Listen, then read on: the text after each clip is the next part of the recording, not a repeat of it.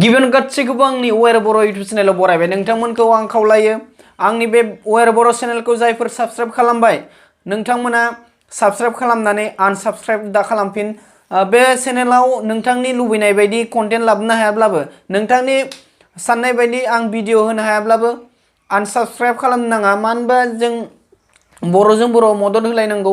आङो बड'लेण्ड टाइगारमोन बायदि साइड फारसेनो राजखान्थिनि बेफोरबायदि भिडिअ लाबा मानो होनबा आं खौसेखौ सानो खौसेनि बाथ्रा बुंगोन बर' हारिनि थामोन्दाखौ लानानै माब्लाबा बाथ्रा बुंगोन माब्लाबा ब्लग भिडिअ हगारगोन माब्लाबा टेकनिकेल भिडिअ हगारगोन माब्लाबा बायदि आरो थेवबो आंनि चेनेलखौ आनसाबस्क्राइब खालामफिननो नाङा आं नोंथांखौ खावलायो बे चेनेलाव नोंथांनि थाखाय जुदि भिडिअ साबजाथाव नङा एबा नोंथाङा बे भिडिअखौ मोजां मोनाखै थेवबो आंखौ गाज्रि मोननानै आनसाबस्क्राइब खालामनो नाङा साबस्क्राइब खालामनानै दोन भिडिअ फैयोब्ला भिडिअखौ नों जुदि बे कन्टेन्टखौ हमना ला ब्लग भिडिअखौ नों मोजां मोना बेखौ नायथ'नो नांला टेकनिकेल भिडिअखौ नों मोजां मोनो टेकनिकेल भिडिअखौ नायदो निफ्राय ओरैनो बर' हारिनि थामोन्दाखौ लानानै सावरायगोन बुंगोन बेयाव जुदि नोंथाङा इन्टारेस्ट दंबा नायदो बेनिफ्राय इन्टारेस्ट गैयाबा नायनाङा थेवबो आनसाबस्क्राइब खालामनाङा जायफोर साबस्क्राइब खालामबाय गोजोननाय थाबाय जोबोद बे आंनि अवेर बर' चेनेलाव साबस्क्राइबारा बारायगासिनो दङ सानसेयाव ओरैनो 10 जन गाहामल' बारायदों आरो थेवबो आं जेबो साना 10 जन माब्लाबा 7 माब्लाबा बिदिनो 11 12 बिदिनो जालांगासिनो आं उनाव साबस्क्राइबारखौ बेसेबां जादों बेखौ दिन्थिगोन दा हाइड खालामना दोनथ'दों मानो होनबा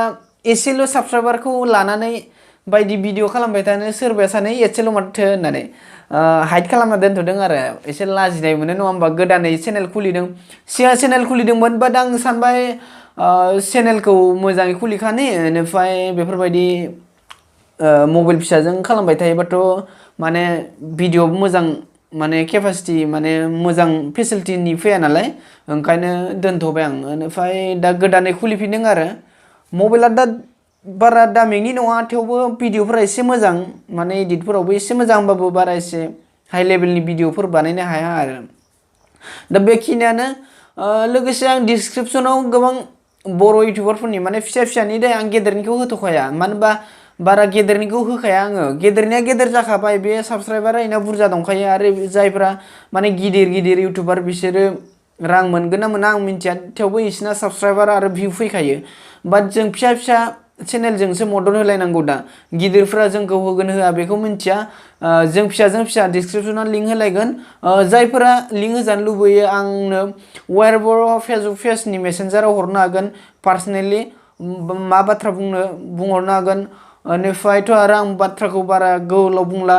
आंबो बेफोरबायदि चेनेल खुलिनानै रां खामायनो सानाखै रां मोननाय मोनैया उननि बाथ्रा थेवबो बायदिसिना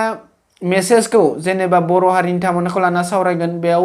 आंनि बाथ्राफोरा नंखाय ना नंगौ नोंथांमोना बिजिरदो आं टेकनिकेल भिडिअ लाबोगोन नोंथांमोनखौ मदद होगोन नोंथांमोननि समस्याखौ आं माने मबाइलनि समस्याखौ आरो आं